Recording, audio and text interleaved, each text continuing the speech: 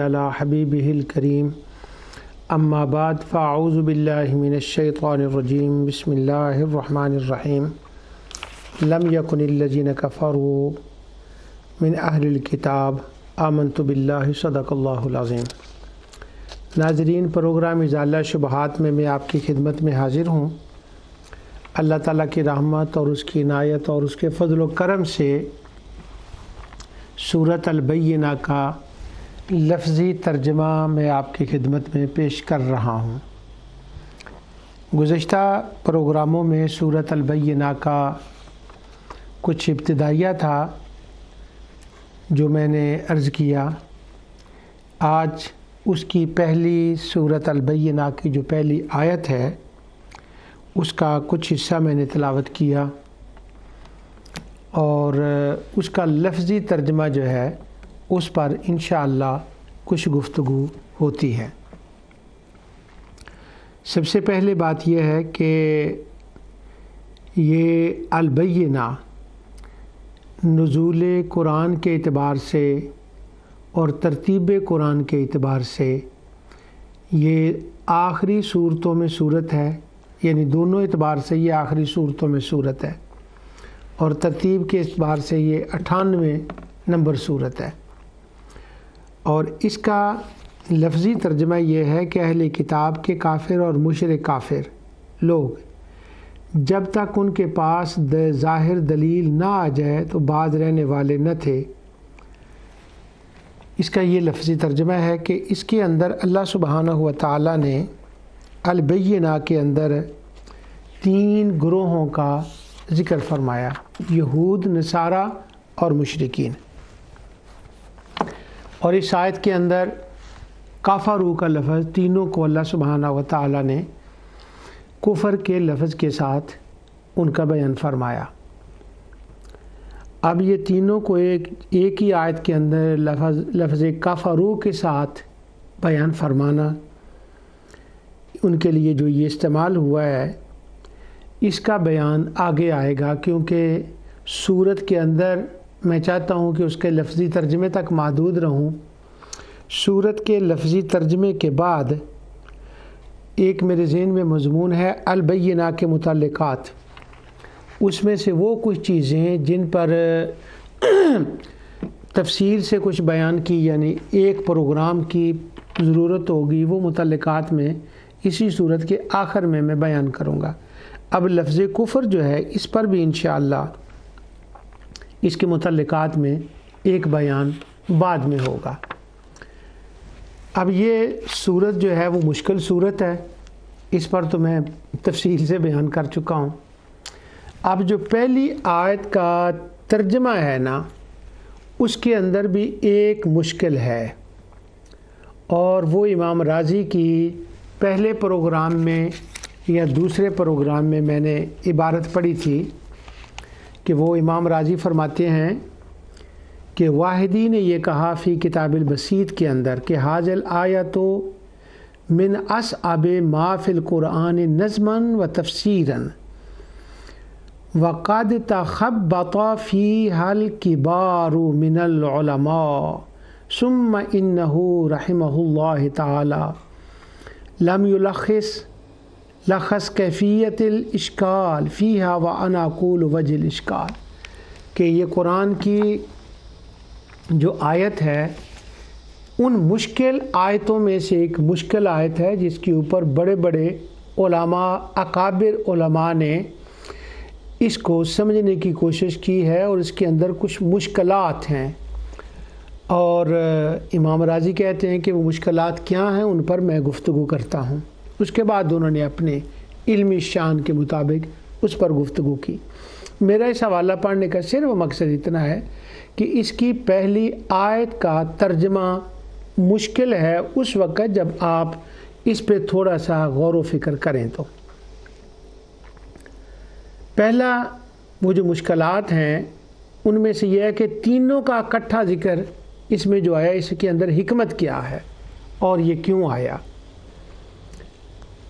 اس کے کئی اسباب ہیں، اور ان اسباب میں سے ایک سبب جو پہلا ہے نا وہ میں اس سبب سے شروع کرتا ہوں کہ تینوں کا ذکر اکٹھا کیوں آیا.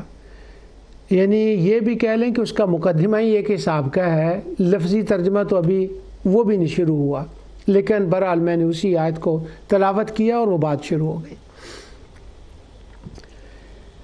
تینوں کا ذکر اس لیے ہے، اس کا پہلا سبب ہے کہ آقا دو جہاں صلی اللہ علیہ وسلم کی آمد کے منتظر تینوں گروہ تھے عرب کے اندر کہ یہاں نبی نے آنا ہے اور انہوں نے بیان فرمانا ہے، ان کی یہ علامات ہوں گی، فلاں خاندان سے ہوں گے. اب اس کے اندر جو تین گروہ ہیں ان میں سے دو گروہ تو اہل کتاب کے ہیں، یہود اور نصارہ. جہاں تک ان کا یہ ہے کہ وہ آمد کے منتظر تھے کہ حضور نبی کریم صلی اللہ علیہ وسلم کی آمد ہوگی، تو اس میں تو وہ بات کلیئر ہے کہ ان کی کتابوں میں حضور علیہ الصلوۃ والسلام کی آمد کا ذکر تھا اور وہ منتظر تھے. اب رہ گئی مشرکین کی بات کہ کیا وہ بھی رسول اللہ صلی اللہ علیہ وسلم کی آمد کے منتظر تھے؟ کیا ان کے ہاں بھی کوئی خبر تھی کہ رسول اللہ صلی اللہ علیہ وسلم آئیں گے؟ کیونکہ جب اگر یہ ثابت ہو جائے، یہ تو کلیئر ہے کہ اہل کتاب تو منتظر تھے، مگر جو مشرک تھے اگر ان کا بھی کسی معنی میں انتظار ثابت ہو جائے یا اس سے آگاہی ثابت ہو جائے کہ وہ اس سے آگاہ تھے کہ ہاں رسول نے آنا ہے، اس بات کو وہ جانتے تھے، تو یہ جو تینوں کا آیت میں اکٹھا ذکر ہے ان کا پہلا سبب جو ہے وہ یہ سمجھ آ جاتا ہے کہ تینوں کا اکٹھا ذکر کرنے کا سبب یہ ہے کہ وہ تینوں نبی کریم صلی اللہ علیہ وسلم کی آمد کے منتظر تھے. یہاں پر ایک میٹھی بات ہے، وہ یہ کہ میری بیوی نے اپنے بچوں کو، چھوٹے تھے تو ان کو وہ سورۃ البینہ کا ترجمہ پڑھایا، تو اس نے یوں شروع کیا، وہ میری اہلیہ بچوں کو کہنے لگی کہ سورۃ البینہ جو ہے یہ تو نرا میلاد ہے. سبحان اللہ، نرا میلاد ہے سورۃ البینہ. کیوں سے؟ میلاد کا مطلب ہوتا ہے آمد مصطفیٰ کا ذکر رسول، اور اہل کتاب کی کتابوں میں حضور کا جو آمد کا ذکر ہے اس کا بیان، یا مشرکین کے ہاں جو آمد کا ذکر تھا اس کا بیان، اسی کا نام ہی ذکر میلاد ہے. تو اس معنی میں وہ میری اہلیہ نے کہنے لگی کہ یہ سورت تو نرا میلاد ہے. لیکن مسئلہ یہ ہے کہ میلاد النبی صلی اللہ علیہ وسلم کے اوپر یا اس کے موقع پر عام طور پر ہم کسی صورت کا انتخاب کر کے وہ ذکر میلاد کے تھرو نہیں جاتے. اس کا سبب یہ ہوتا ہے کہ وقت کی کمی ہوتی ہے، آگاہی نہیں ہوتی، شوق نہیں ہوتا، یا اس کا 100 سبب آپ بیان کر لیں. مگر اتنی بات ضرور ہے کہ سورہ البینہ کے اندر ذکر آمد مصطفیٰ کا ذکر ہے اور بایمانہ نرا میلاد ہے یہ. اب وہ کس طرح میلاد ہے کہ اہل کتاب بھی ان کی آمد کے منتظر اور مشرکین بھی اس سے باخبر.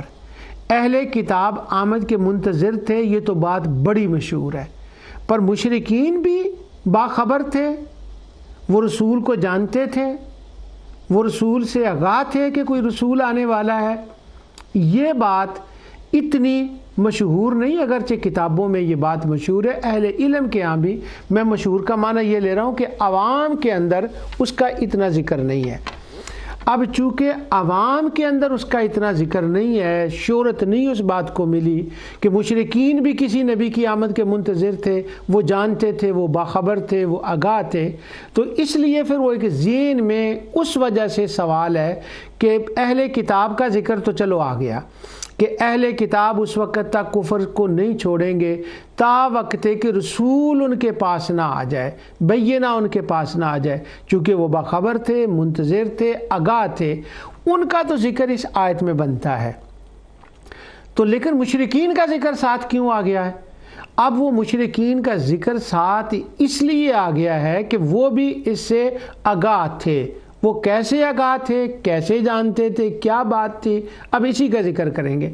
تو میں چونکہ وہ والمشرکین لم یکن الذین کفروا من اہل الکتاب والمشرکین، اس مشرکین کے لفظ سے زیادہ ایک ذہن میں خیال پیدا ہوتا ہے کہ ان کا تینوں کا اکٹھا ذکر کیوں آیا ہے جبکہ وہ منتظر نہیں تھے۔ یہ عام عوامی سطح پر یہ بات مشہور ہے، لیکن میں نے چونکہ عوامی سطح پر ہی بات کرنی ہے، وہ جو بچے بچیاں ذوق قرآن والے ہیں وہی میرے مخاطب ہیں، ان سے میں بات کر رہا ہوں، وہی عوام ہیں، وہی مبتدی ہیں، وہی ابتدائی طور پر ناظرہ قرآن کا ترجمہ کر رہے ہیں، پڑھ رہے ہیں، اور انہی کے ذہن میں یہ خیال آئے گا۔ اہل علم کے ہاں تو یہ خیال آئے گا ہی نہیں، کیونکہ ان کے سامنے تو وہ پورا قرآن اور اس کا تسلسل اور اس کا ربط اور تفسیر اور سیر کی کتب وہ تو ان کے سامنے ہوتی ہیں۔ اب میں عوامی نقطہ نظر سے اس بات کو بیان کرنے لگا ہوں کہ مشرکین بھی آمد کے منتظر تھے، واٹ، وہ بھی جانتے تھے کیا کہ البینہ رسول آئے گا؟ ہاں، کس طرح سے؟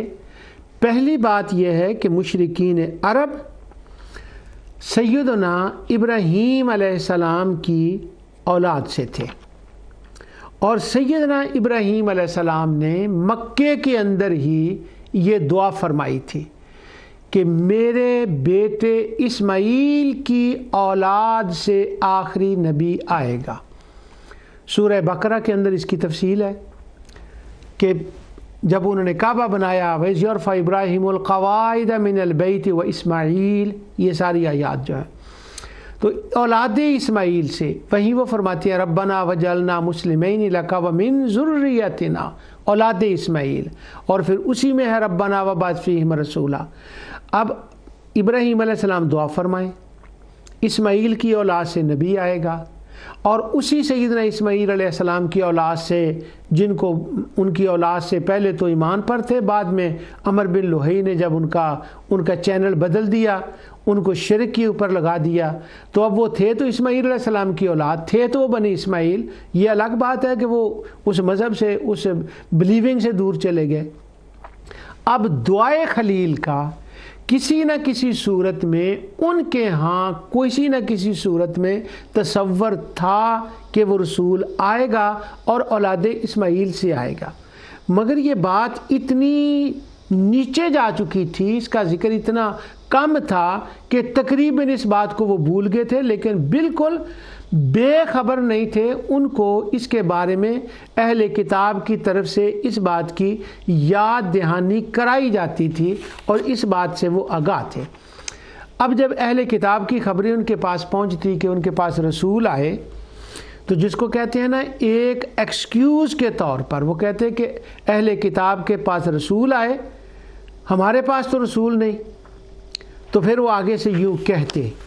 قرآن کریم نے سورہ فاطر کے اندر ان کی اس فیلنگ کا بیان فرمایا، اور وہ فیلنگ دل سے تھی یا محض زبان سے تھی یا اہل کتاب کو سنانے کے لیے تھی، اس کا کوئی بھی محل ہو۔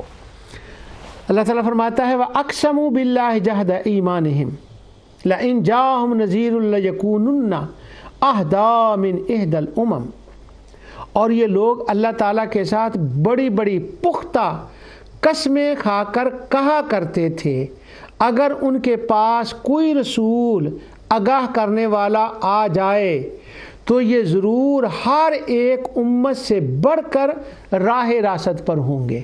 اہل کتاب کے رسول ان کے ساتھ انہوں نے کیا کیا، یا جب وہ موٹر وے پر سفر کرتے تھے پرانی قوموں نے انبیاء کے ساتھ کیا سلوک کیا، تو جب یہ ان کا حال دیکھتے تو پھر اپنے آپ کو کہتے اللہ کی قسم ہے لَإِنْ جَاءَهُمْ نذیر، اگر ہمارے پاس کوئی آگاہ کرنے والا، خبردار کرنے والا آیا تو پھر ہم بتائیں گے لَيَكُونُنَّ أَهْدَىٰ مِنْ إِحْدَى الْأُمَمِ، ہم بتائیں گے کہ رسول کی پیروی کیسے کی جاتی ہے۔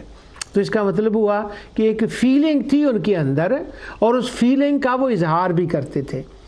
فَلَمَّا جَاءَهُمْ نَذِيرٌ مَا زَادَهُمْ إِلَّا نُفُورًا، تو جب ان کے پاس آقا دو جہاں صلی اللہ علیہ وسلم تشریف لے آئے تو ہوا یہ کہ انہوں نے حسد، تکبر، بغض کی بنا پر اس رسول کی آمد کا انکار کیا اور انہوں نے ان کو نہ مانا. یہ تو الگ ایشو ہے کہ انہوں نے کن اسباب کی وجہ سے رسول کا انکار کیا.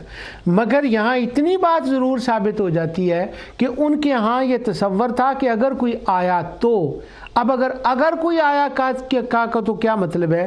وہ سیدنا ابراہیم علیہ السلام کی وہ دعا کسی نہ کسی صورت میں ان کے ہاں وہ موجود تھی. اسی قسم کی آیات دوسرے مقامات پر بھی ہیں، لیکن وہ ٹائم اتنا نہیں ہوگا، اس لیے میں ان کو ترک کر رہا ہوں. اب حضور کی آمد کا ذکر ان کے اندر تھا، اس کی میں ابتدا کر رہا ہوں. 2-4 حوالے میں آپ کی خدمت میں عرض رکھتا ہوں کہ جن سے یہ پتہ چلے گا کہ کسی حد تک مشرکین آگاہ بھی تھے، منتظر بھی تھے، اور وہ جانتے بھی تھے، اور ان کے اندر آمد مصطفیٰ کا ذکر بھی تھا. اس کے اوپر سیرت النبی کی کتابیں دیکھ لیں، ان کے مقدمے، حضور کی ولادت سے پہلے کے واقعات، ان سب کے اندر طبقات ابن سعد ہو، محمد بن اسحاق کے مغازی ہوں، طبری ہو، کسی کتاب کو جو سیرت الرسول ہے اس کے اندر، سب کے اندر کثیر تعداد میں وہ واقعات مل جائیں گے. انہی میں سے میں 2-3 آپ کے سامنے رکھتا ہوں کہ پتہ چلے کہ مشرک بھی اس سے آگاہ تھے. آمد مصطفیٰ صلی اللہ علیہ وسلم کا انتظار اور مشرکین شعراء کی شاعری میں ان کا ذکر. عبد شمس بن یشجب نے حضور علیہ السلام کی آمد سے 1000 سال پہلے کا ذکر ہے. حافظ بن کثیر سیرہ نبویہ میں اس کا ذکر کرتے ہیں، کہتے ہیں کہ قال علماء نسب منہم محمد بن اسحاق نے اس کا ذکر کیا ہے کہ اسم و صبا عبد شمس بن یشجب بن یعرب بن فلاں بن قحطان اول زمانے میں. وہ کہتے ہیں کہ یہ ایک بادشاہ پہلے تھا بندہ، اور اس کا نام یہ تھا، صبا تھا اس کا نام، اور وہ بڑا کان یوتی الناس الاموال من متاع، بڑا سخی بندہ تھا، لوگوں کو مال دیتا تھا. قال سہیلی نے یہ کہا کہ وہ یقال انہ اول من تتوج وذکر بعضهم انہ کان مسلما، کہ وہ دین ابراہیم پر تھا اور وہ سر پر تاج رکھتا تھا. بعض نے کہا کہ وہ دین ابراہیم پر تھا بالکل صحیح طرح سے. وکان لہ شعر، اور اس نے حضور نبی صلی اللہ علیہ وسلم کی آمد سے 1000 سال پہلے اس شاعر نے یہ شعر لکھے تھے. بشر فیہ، ان شعروں کے اندر عرب کے، یہ اہل کتاب کی بات نہیں ہو رہی، مشرکین کی بات ہو رہی ہے. اور یہ یعرب بن قحطان یعنی حضور کے آباء و اجداد کے جو تھے ان کا وہ ذکر ہو رہا ہے حضور نبی صلی اللہ علیہ وسلم کے آنے سے پہلے. اب وہ بندہ جو ہے جو مسلم ہے، یعنی یہ خود یہ نہیں ہے، نعوذ باللہ مشرک نہیں ہے، وہ دین ابراہیم پر تھا. وَقَانَ لَهُ شِعْرٌ بَشَرَ فِيهِ بِوُجُودِ رسول اللہ صلی اللہ علیہ وسلم. وہ مسلمان تھا اور اس نے نبی کریم صلی اللہ علیہ وسلم کی آمد کی خبر اپنے شعروں میں بیان کی تھی. آگے وہ شعر ہیں، اب وہ اتنا ٹائم نہیں کہ میں وہ شعر پڑھوں، لیکن کوشش کرتا ہوں میں جلدی سے پڑھنے کے.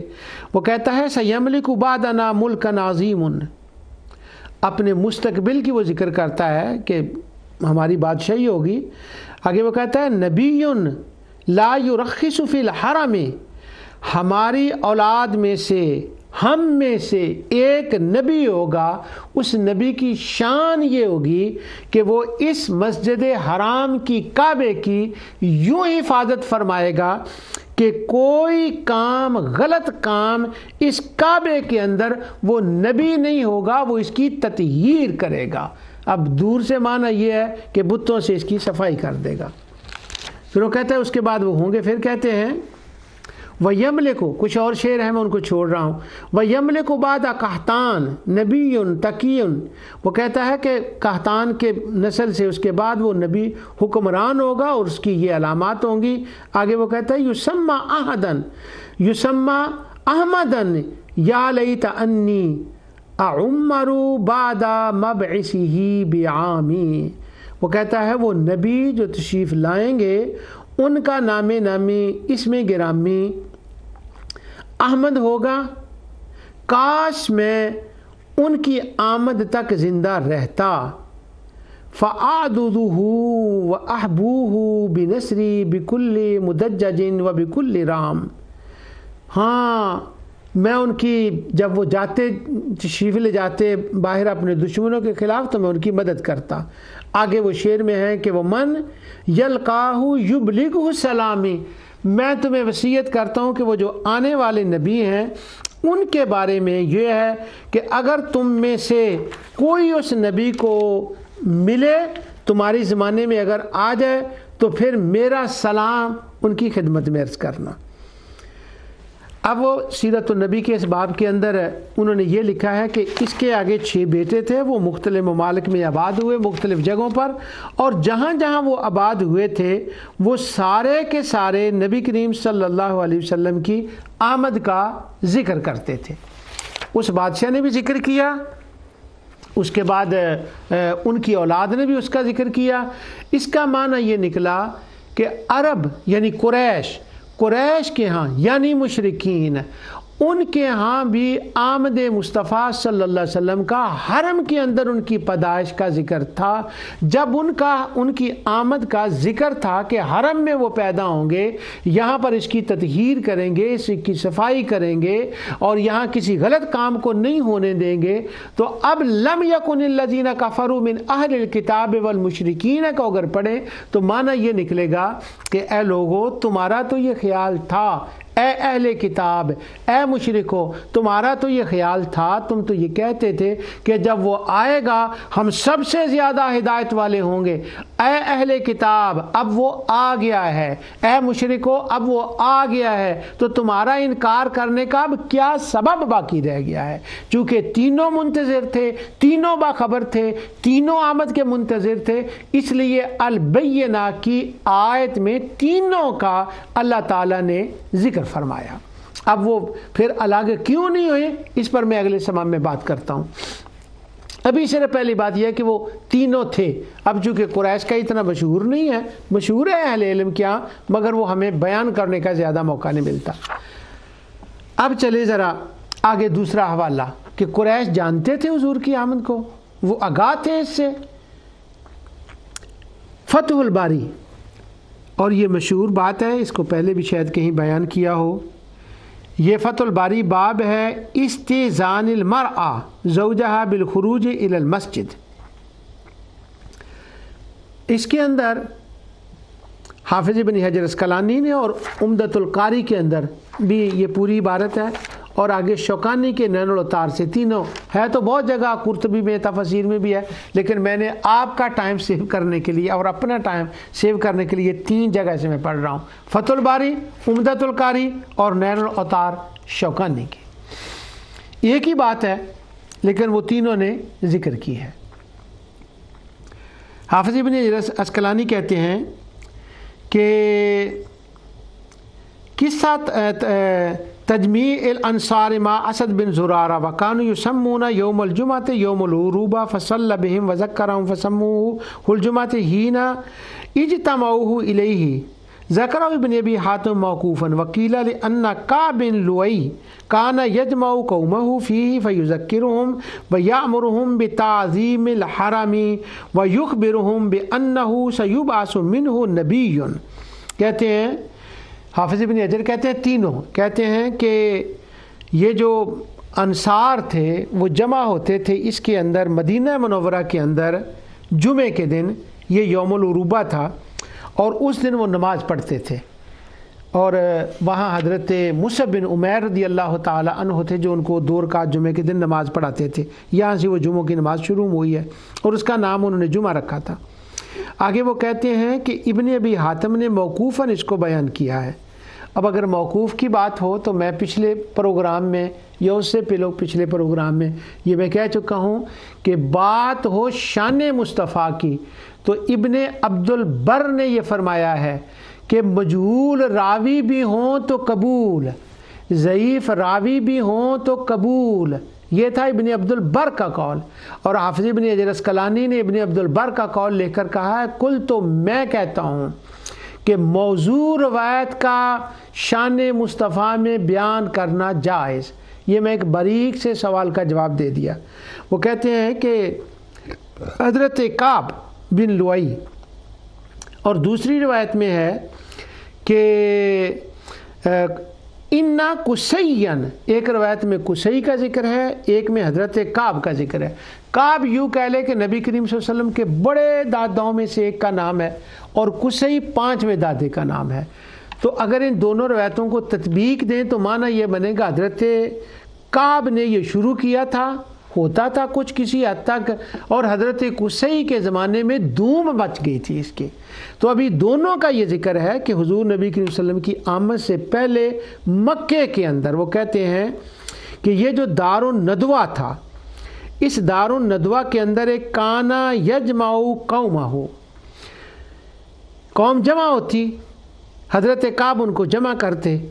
اگر مجھے اہل علم اس پہ میری گرفت نہ کرے تو میں کہوں گا کانا یجمع قومہ فیہ، وہ دار الندوہ کے اندر ایک جلسہ کرتے، لوگوں کو بلاتے اور جمع ہوتے، اور جلسوں کے اندر حضرت کعب اور حضرت قصی اپنے اپنے وقت میں یوں خطاب کرتے۔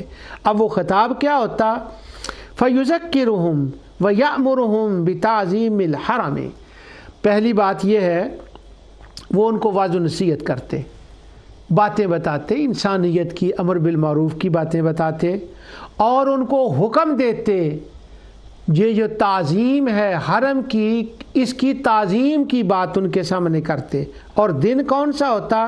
یہ یوم العروبہ ہوتا، اور اسی یوم العروبہ کو پھر یوم الجمعہ کہا گیا، یعنی جمع ہونے کا دن، جس دن حضرت کعب پہلے اور حضرت قصی بعد میں لوگوں کو جمع کر کے یہ تقریر فرمایا کرتے تھے کہ حرم کا ادب کرو۔ اور آگے وہ فرماتے وَيُخْبِرُهُمْ، اور ان کو یہ خبر دیتے تھے بِأَنَّهُ سَيُبْعَثُ مِنْهُ نَبِيٌّ، وہ فرماتے سنو تم وہ لوگ ہو کہ ان قریب ہمارے ہاں ایک نبی کی آمد ہونے والی ہے، ہماری نسلوں سے ایک نبی آئے گا۔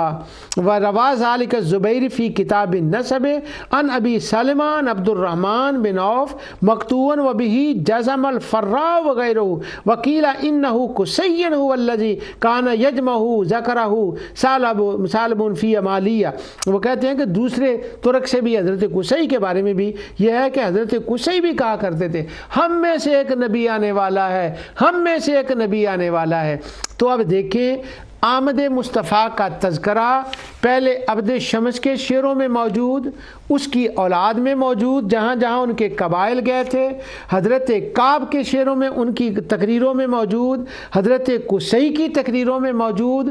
تو جب ان ساری تقریروں میں اس آمد مصطفیٰ کا ذکر ہے، وہ ذکر کر رہے ہیں، تو اس کا معنی کیا نکلا؟ دار الندوہ کے اندر انہوں نے ایک حال بنایا ہوا تھا، اور حال کے اندر بیٹھ کر وہ تقریریں کر رہے ہیں۔ تو جب اہل کتاب کی کتابوں میں حضور کا ذکر، تورات میں حضور کا ذکر، انجیل میں حضور کا ذکر، زبور میں حضور کا ذکر، اور قریش کے شعروں میں حضور کا ذکر، قریش کی تقریروں میں حضور کی آمد کا ذکر، اب جب تینوں منتظر تھے، جب تینوں منتظر ہیں اور ان کی آمد کے منتظر ہیں کہ انہوں نے آنا ہے، اور زبان سے قرآن کی کئی آیات میں ہے کہ وہ کہہ رہے ہیں کہ اگر وہ آیا تو ہم دکھائیں گے کہ نبی کا کیسا ادب کیا جاتا ہے، کیسی ان کے اوپر ہدایت ہوتی ہے۔ اب انہوں نے نہیں مانا، وہ تو اہل کتاب نہیں ماننا تھا، وہ ایک الگ ایشو ہے، لیکن آمد کے تینوں منتظر تھے۔ چونکہ تینوں آمد کے منتظر تھے، تینوں کے اوپر ایک دلیل قائم کرنی تھی کہ یہ ہے وہ دلیل، یہ ہے وہ بینہ جس کے لیے تمہارے اوپر حق واضح ہو گیا ہے۔ تم یہ کہہ نہیں سکتے کہ یہ وہ نبی نہیں ہے، یہ حضرت کعب کی اولاد سے ہے، یہ قصی کی اولاد سے ہے، یہ وہی نبی ہے جس کے بارے میں کہا جاتا تھا یہ حرم کا ادب بتائے گا، یہ حرم کی تعظیم بتائے گا، حرم کے اندر کوئی گناہ کی بات نہیں کرنے دے گا، یہی تو وہ نبی کہہ رہا ہے۔ اب ذرا اس آیت کو پڑھیے، لم یکن الذین کفروا من اہل الکتاب والمشرکین، کہ اہل کتاب اور مشرکین کفر کے ساتھ چمٹے ہوئے تھے، اب یہ الگ ہونے والے نہیں تھے جب تک وہ بینہ نہ آ جاتی۔ اس پر ایک دوسرا سوال ہے کہ پھر تو وہ الگ کیوں نہ ہوئے سارے، وہ آگے میں جا کر بیان کرتا ہوں۔ ابھی صرف میں یہ پہلا سبب عرض کر رہا ہوں، تینوں کا اکٹھا ذکر کیوں ہے اس آیت کے اندر، صرف اسی پوائنٹ کو ابھی میں ڈسکس کر رہا ہوں، اس کے اوپر وہ من والی بات بھی آئے گی، وہ انشاءاللہ اگلے پروگرام میں اس پر بات ہو گئی۔ لأن کعب بن لؤی شوکانی کہتے ہیں کان یجمع قوما فیہ ویذکرہم ویأمرہم بتعظیم الحرم ویخبرہم بأنہ سیبعث منہ نبی آنے والا ہے۔ اب یہ تھی دار الندوہ کے اندر کی میٹنگ، دار الندوہ کے بارے میں مجلس، ندوہ بیٹھنے کی مجلس جہاں یہ سارے بیٹھتے تھے، اور اس سے پہلے وہ اشعار۔ اب دار الندوہ ایک وہ جگہ تھی، کمال ایک جگہ تھی جہاں پر ان کا ایک فیصلے وقت کے منسٹر اور ایم پی اے اور ایم این اے بیٹھتے تھے، شادیاں ہوتی تھیں، ان کے اندر ہال تھا، اور اسی ہال کے اندر وہ ایک جگہ تھی، ہال تھا، اسی ہال کے اندر وہ لوگوں کو یوم عروبہ کے دن جمع کرتے تھے اور آمد مصطفیٰ کا ذکر کرتے تھے، اور اب اس کا نام ہو گیا یوم الجمعہ، اور اسی کو پھر کنٹینیو کیا، جیسے حافظ ابن حجر عسقلانی نے فرمایا کہ جب حضرت مصعب بن عمیر آئے تو انہوں نے بھی جمعے کے دن 2 رکعتیں پڑھی، پھر جب حضور تشریف لائے آپ نے نماز جمعہ ادا فرمائی، وہ پہلی نماز جمعہ تھی جو مسجد جمعہ آج بھی مدینہ منورہ کے اندر ہے۔ اب رسول اللہ صلی اللہ علیہ وسلم نے حضرت مصعب کو نہیں فرمایا تھا کہ تو نے جا کر یوم عروبہ کے دن 2 رکعتیں پڑھنی ہیں، نہیں، وہ انہوں نے خود ہی شروع کیا تھا، اور حضور آ گئے، چونکہ کام اچھا تھا آپ نے اس کو کنٹینیو فرما دیا، اور اللہ تعالیٰ نے اس کو قبول فرما لیا، اور آج پوری دنیا کائنات جمعہ پڑھ رہی ہے۔ اور اصل میں جمعے کا دن آمد مصطفیٰ کے ذکر کا دن تھا، جیسا کہ میں نے ذکر کر دیا۔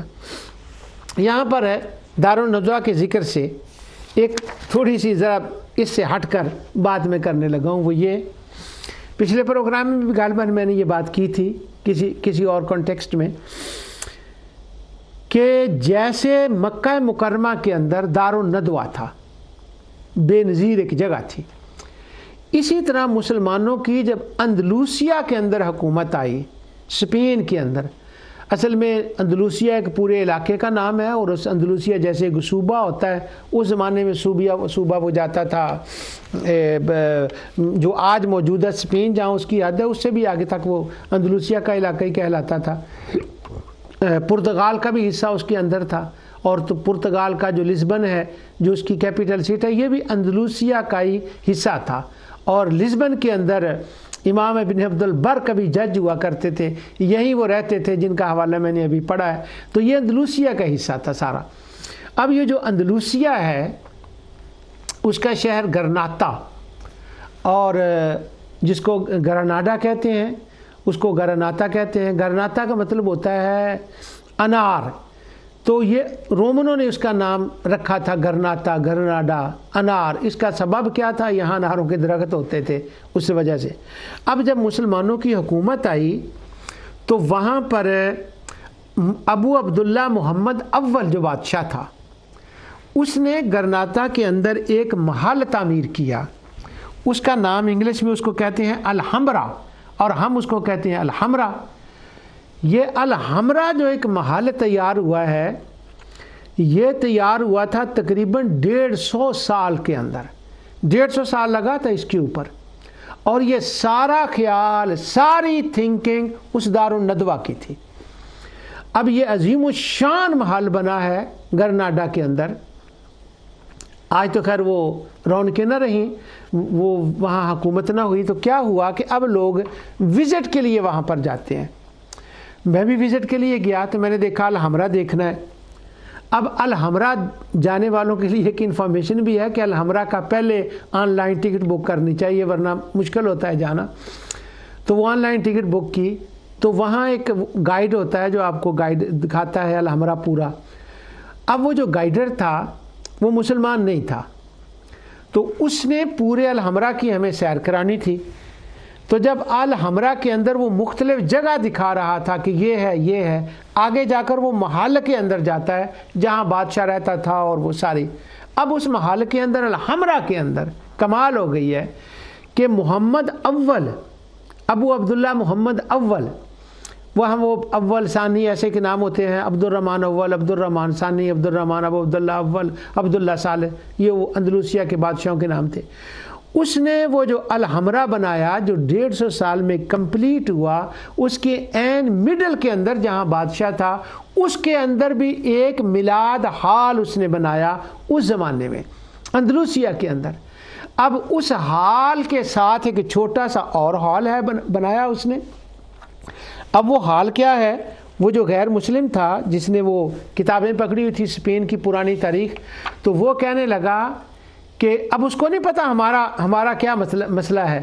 تو وہ کہنے لگا کہ یہ جو محمد اول تھا نا، یہاں وہ رہتا تھا اور اس سے اس طرز پر یہ ایک جو گنبد نما کمرہ بنا ہوا ہے نا، بڑا سا ہال ہے، وہ کہنے لگا کہ یہ وہ حال ہے کہ یہاں پر وہ نبی کریم صلی اللہ علیہ وسلم کی آمد کا ذکر کیا کرتے تھے، محفل میلاد یہاں کیا کرتے تھے، اور یہاں وہ بادشاہ خود اس کا چیئر کرتا تھا، لوگ نعتیں پڑھتے تھے، اخیر میں جا کر اس کی مہمان نوازی اور ہاسپٹالٹی ہوتی تھی اور لوگوں کا یہاں پر میلاد ہوتا تھا. پھر اس نے کہا کہ یہ میلاد حال جو یہاں بنایا گیا تھا ابو عبداللہ محمد اول نے، یہ اس کی اپنی سوچ نہیں تھی، یہ مکے سے دارالندوہ سے ٹرانسفر ہو کر سوچ یہاں آئی تھی کہ جیسے محمد کے صلی اللہ علیہ وسلم، اس کے زبان سے میں کہہ رہا ہوں، آباء و اجداد کے زمانے میں اس محل میں دارالندوہ میں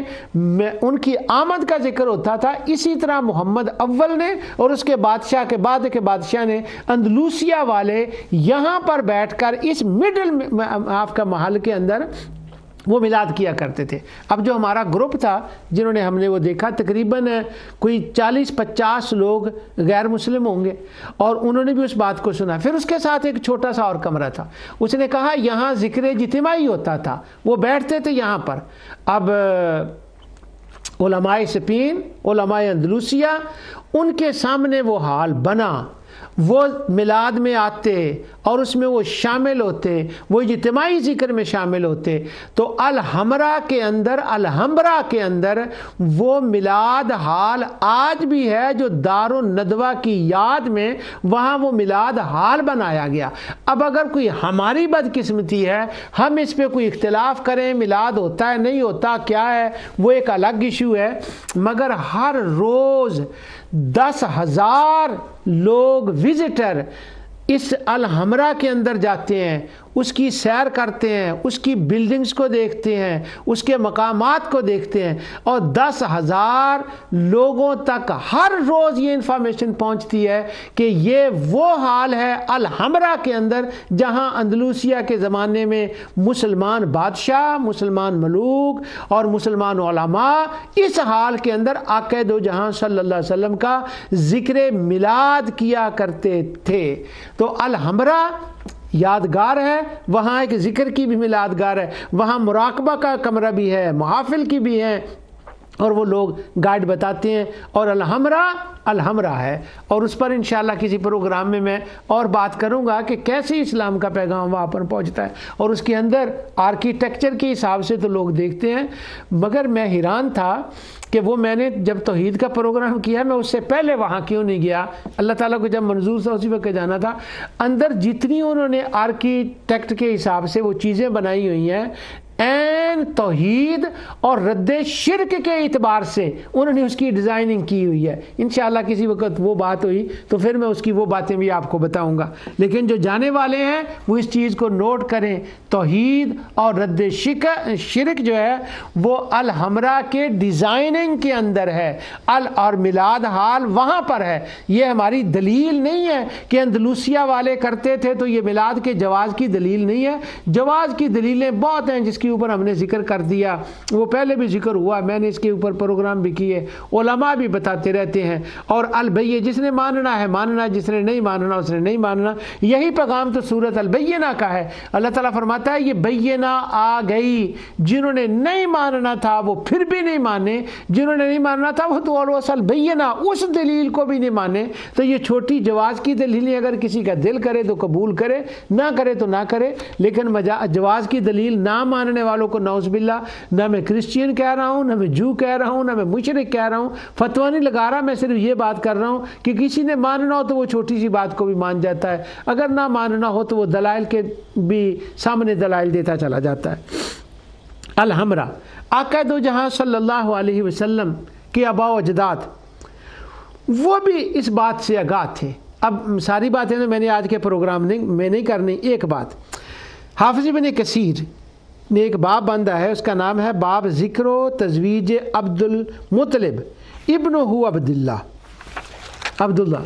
آگے وہ اس کے اندر وہ اس کا ذکر کرتے ہیں کہ انہوں نے شادی کی، تو حضرت عبد المطلب رضی اللہ تعالیٰ عنہ کا وہ ذکر کرتے ہیں، کہتے ہیں کہ امام ابو نعیم الحافظ نے فی کتاب دلائل النبوہ کے اندر اس بات کا ذکر کیا ہے۔ پھر انہوں نے اس ساری کا سند کا ذکر کیا، یعقوب بن محمد زہری، عبدالعزیز بن عمران۔ اب وہ سند کا اتنا ضروری نہیں ہے، تو وہ کہتے ہیں حضرت ابن عباس تک یہ جاتی ہے۔ حضرت عباس رضی اللہ تعالیٰ عنہ بیٹے ہیں حضرت عبد المطلب کے، اور عبد المطلب حضرت عباس اور ابن عباس، یعنی ابن عباس یہ روایت کر رہے ہیں اپنے دادا کی، اپنے دادے کی یہ روایت بیان کر رہے ہیں۔ تو وہ فرماتے ہیں کہ عبد المطلب قادم الیمن، وہ یمن میں گئے، فی رحلۃ الشتاء، وہ جو گرمیوں سردیوں کا جس سفروں کا ذکر ہوتا ہے وہ جو جاتے تھے وہاں پر، فنزل علی حبر من الیہود، ایک بہت بڑا یہودیوں کا عالم تھا، اس کے ہاں جا کر وہ رہے۔ قال لی رجل من اہل دیور، یعنی اہل الکتاب، یا عبد المطلب اتأذن لی ان انظر الی بعدک؟ قال نعم اذا لم یکن عورا۔ اس نے کہا کہ میں آپ کے پیٹ سے کپڑا اٹھا کر آپ کے جسم کا کوئی حصہ دیکھنا چاہتا ہوں۔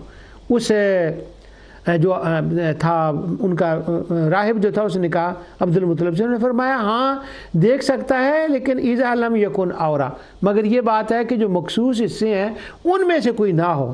اس نے کہا ٹھیک ہے۔ اب اس نے دیکھا، فنظر فی ثم نظر فی الآخر، جب اس نے دیکھا تو دیکھ کے وہ کہتا ہے اشہد ان فی احدی یدیک ملکن وفی الاخری نبوتن۔ وہ کہنے لگا کہ بات یہ ہے کہ میں دیکھ رہا ہوں تیرے ایک ہاتھ میں نبوت ہے، تیری نسل سے نبی ہوں گے، اور تیرے دوسرے ہاتھ سے میں دیکھ رہا ہوں کہ تیرے دوسرے ہاتھ سے یہ ہے کہ تیری نسل سے بادشاہ ہوں گے۔ اب اس نے نبوت کی بھی حضرت عبد المطلب سے بات کی، بادشاہت کی بھی بات کی۔ اب جو حضرت عباس کی نزل سے بادشاہت ہوئی وہ بنو عباس کو دنیا جانتی ہے، وہ حضرت عبداللہ بن عباس کی اولاد سے ہی وہ سارے ہوئے تھے جو بادشاہ ہیں بنو عباس والے۔ میں نبوت کو دیکھتا ہوں۔ آگے وہ کہتا ہے، اس نے کہا کہ نبوت دیکھتے ہیں، وَإِنَّا نَجِدُ ذَلِكَ فِي بَنِي زُهْرَةَ فَكَيْفَ ذَلِكَ قُلْتُ لَا أَدْرِي قَالَ هَلْ لَكَ مِنْ شَاءٍ قُلْتُ وَمَا الشَّاءُ قَالَ زَوْجُ قُلْتُ أَنَّمَا الْيَوْمَ فَلَا۔ آگے وہ کہتا ہے کہ ہم تے دیکھتے ہیں کہ وہ بنی زہرہ سے نبوت جو ہے اس طرح بنی زہرہ کا بھی اس کے اندر حصہ ہے، تو کیا تمہاری شادی ہوئی ہے؟ انہوں نے کہا نہیں۔ فَتَزَوَّجَ فِيهِ فرَجَ عبد المطلب، پھر وہ واپس آئے، حالہ بنت وہب بن عبد مناف سے انہوں نے شادی کی۔ اس کے بعد ان کے ہاں سے حضرت عبداللہ پیدا ہوئے، حضرت حمزہ پیدا ہوئے۔ اس کے بعد ثم تزوج عبد بن مطلب، پھر حضرت عبداللہ جو تھے انہوں نے آمنہ بنت وہب سے، وہ بھی اسی خاندان سے تھی۔ تو اس کے بعد وہ بنی عبد المطلب سے نبی کریم صلی اللہ علیہ وسلم کی ولادت ہوئی۔ یہ میرا سارا پیراگراف پڑھنے کا مطلب یہ ہے کہ حضرت عبد المطلب کو انہوں نے بتایا کہ ہاں تمہاری نسل سے کوئی نبی ہوگا۔ اب خود بھی وہ کہہ رہے ہیں، دوسرے بھی ان کو بتا رہے ہیں، تو جب وہ سارے کہہ رہے ہیں تو ان کے سارے کو جاننے کے بعد اس کا مطلب ہوا کہ ان کے علم میں تھا۔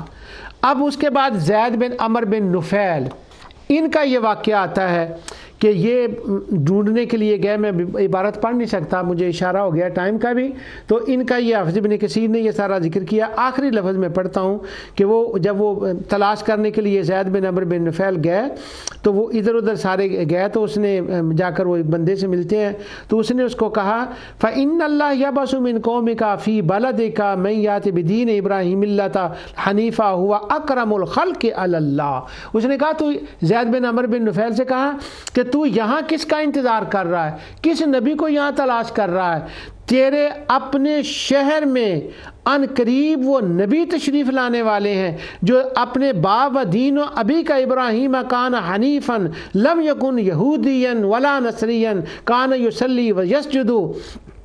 इला हाज़ल बैत अल्लज़ी बिबलादिका फलहक़्क़ु बिबलादिका फ़इन्न अल्लाह यबअस मिन क़ौमिन, वो तेरी होने वाला है। तो वो उनको ख़बर देते थे। हज़रत ज़ैद बिन अमर का वो दूसरा वाक़या भी आता है। अब आमिर बिन रबिया का भी यही वाक़या आता है कि वो आमिर बिन रबिया किसी से मिलते हैं, उन्होंने कहा कि बनी इस्माइल से एक नबी आने वाला है, फ़राई तो हूँ, पास अगर तू उसको देखे, फ़क्रे हूँ मिन्नी सलाम, जब तुमको उस नबी को मिले तो मेरा उसको सलाम पेश करना। ऊपर से लेकर नीचे तक हुजूर के ज़माने तक ये सारा कुछ हो रहा है। उमैया बिन्त सलत सक़फ़ी, हाफ़िज़ इब्न कसीर ने पूरा इसके ऊपर एक बाब बांधा है कि वो सुम्मा कुल तो अख़बिरनी अन हाज़न नबी अल्लाज़ी, कि उस नबी के बारे में उसने कहा तुम्हारे यहाँ एक नबी पैदा होगा, उसने कहा उसके बारे में मुझे खबर दो, तो उसने कहा वो कुरैश से होगा। तो अब वो उमैया बिन सल्त को भी खबरें मिलती थी और वकुन्तु अर्जु अन अकून इयाहू, इसका मतलब है कि उमैया बिन सल्त ने इतनी राहिबों से उस आमद मुस्तफ़ा की खबरें सुनी थी, उसको शक होने लगा कि शायद ये मैं ही हूँ। आखिर में मैं एक वाक़या बयान करता हूँ और उसके बाद उस वक़्त तक टाइम हो जाएगा। अब ये बाकी के ज़िक्र मैंने छोड़ दिए, ये सीरत की किताबों में है कि उनको इल्म था कि हुजूर आएंगे, इसलिए इस बैना की पहली आयत में तीनों का ज़िक्र आ गया, अबू सुफियान और हज़रत अब्बास का ज़िक्र। अब ये जो सीरत की किताबें उनके अंदर है अबू सुफियान और उमैया बिन सलत का एक पूरा बाब है जो हाफ़िज़ इब्न कसीर ने लिखा है, मोहम्मद बिन इसाक़ ने लिखा है कि जब ये बाहर जाते तजारतों के ऊपर लोग इनका अदब करते, एहतराम करते, जो पहले लोग थे उनका भी अहले मक्का का वो एहतराम करते, इनके यहाँ से नबी आने वाला है। तो यानी वो सबको इस बात का इल्म था। अबू सुफियान और उमैया बिन सलत के वाक़यात भी हैं और ये अबू सुफियान और हज़रत अब्बास का एक वाक़या है, वो मैं आपको सुनाता हूँ, उस वक्त तक एक टाइम हो जाएगा इंशाअल्लाह। अबू सुफियान कहते हैं कि उसका उन्होंने एक पूरा बाब बांधा है, तो वो कहते हैं कि फलम्मा रजाना इला मंज़िलिना क़ाल अबू सुफियान या अबल फ़ज़ल इन्नल यहूदा तफ़ज़ाउ मिन इब्न अख़ीक। जब वो वापस आए, हज़रत अब्बास कहते हैं जब मसला अपने डेरे पर वापस आए तो अबू सुफियान ने कहा जनाब आपके भतीजे से तो यहूदी ख़ाइफ़ हैं, क्योंकि उन्होंने वो बात की थी वहाँ पर। तो आगे तो वो कहता है कि उन्होंने वो हुजूर की आमद की ज़िक्र की थी।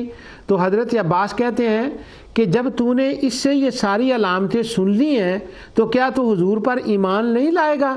तो आगे से वो कहता है काला ला, मैं नहीं मान लाऊंगा, आमन भी हत्ता अराकल खैला फ़ी कदा। वो कहता है मैं उस वक़्त, अबू सुफियान ने कहा ए अब्बास मैं उस वक़्त तक तेरे भतीजे पर ईमान नहीं लाऊंगा जब तक वो जो कुदई का इलाका है ना, कदा पहाड़ का नाम है, कि जब तक वो अपनी आर्मी लेकर घोड़ों के ऊपर सवार होकर मक्के के बाहर कदा पहाड़ पर ना आ जाए, उस वक़्त तक मैं तेरे भतीजे पर ईमान नहीं लाऊंगा। अगरचे इन लोगों ने उस नबी की सारी अलामात जो है ना वो मुझे बता दी हैं, लेकिन मेरे ईमान लाने का वक़्त वो कदा है जब उस पर वो घोड़े आएंगे, मैं देखूंगा घोड़ों की फौज आ गई। अल्लाह अकबर। अब सोचने वाली बात यह है कि अभी तो नबी करीम सल्लल्लाहु अलैहि वसल्लम मक्का के अंदर हैं और आगे रवायत में है कि उन्होंने वो सजाएं दे रहे थे। तो अब ये बात उसको अबू सुफियान ने कैसे कह दी कि मैं, असल में उसने इसलिए कही थी कि जब ये लोग सफ़रों पर जाते थे, मोटरवे पर सफ़र करते थे, जब ये राहिबों से मिलते थे दूसरे लोगों से, वो इनको बताते थे, और ये कदा वाली बात भी उन्होंने ही अबू सुफियान को बताई थी, इसलिए अबू सुफियान ने उसका जिक्र किया। वरना अबू सुफियान को क्या पता था जो 15 साल या 13 साल बाद में बात होने वाली है, फतह मक्का के दिन, 10 साल बाद, 12 साल बाद, उसका अबू सुफियान को 13, 14, 15 साल बाद की बात का अबू सुफियान को कैसे पता चल सकता था? उसने ये देखिए कितनी बड़ी बात की। कहता है मैं उस वक़्त ईमान लाऊंगा हत्ता अरल खैल फी कदा, जब वो कदा पहाड़ पर घोड़ों के साथ, फौज के साथ आ जाएगा। अब वक़्त गुजर गया, फतह मक्का का दिन आ गया, नबी करीम सल्लल्लाहु अलैहि वसल्लम उसी कदा पहाड़ के ऊपर आते हैं। क्या बात है। तो हज़रत अब्बास अब क्या कहते हैं, कुल तो मा तकूल, वो कि लंबी बात है, वो सारी इबारत को मैं छोड़ रहा हूँ। काला कालिमतुन जात अला फफ़ी الا انی اعلم ان اللہ لا یترک خیلا تطلع من قدا. قال العباس فلما استفتحوا رسول اللہ صلی اللہ علیہ وسلم مکانا ونظرنا الى الخیل وقد طلعت من قدا. او تجھے یاد ہے نا وہ بات؟ کون سی؟ تم نے کیا کہا تھا کہ قدا پر جب آئیں گے اس وقت تک ایمان نہیں لاؤں گا جب تک وہ قدا پر نہ آئے. تو کیا تم نے دیکھا نہیں کہ وہ قدا پر تو آ گئے ہیں؟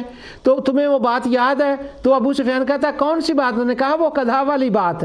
تو آگے سے کہتے ہیں کل تو میں نے کہا یا ابو سفیان تذکر کل کلمہ، انہوں نے کہا وہ کلمات. اس نے کہا واللہ انی لذکرھا فالحمد للہ الذی ہدانی للاسلام.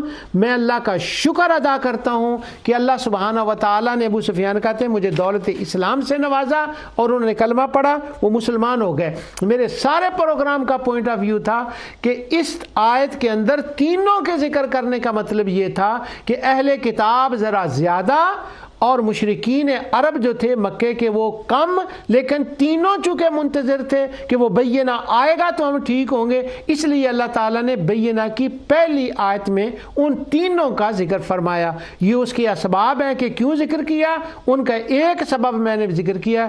اگلے پروگرام میں انشاءاللہ دوسرے اسباب کا بھی ذکر ہوگا. جو کچھ میں نے کہا اللہ تعالیٰ اسے قبول فرمائے. وما علیہ الا البلاغ.